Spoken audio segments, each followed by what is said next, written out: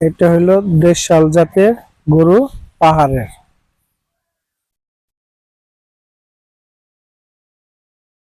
কত সুন্দর করে দেখেন ঘাস খাচ্ছে পাহাড়ে।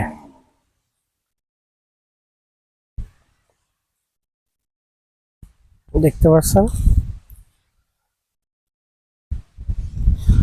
পাহাড়ের দেশাল গরুগুলো এরকম স্বাস্থ্য হয়। দেখেন এই গরুগুলো তেমন মোটা হয় না, স্বাস্থ্য হয় না। দেখেন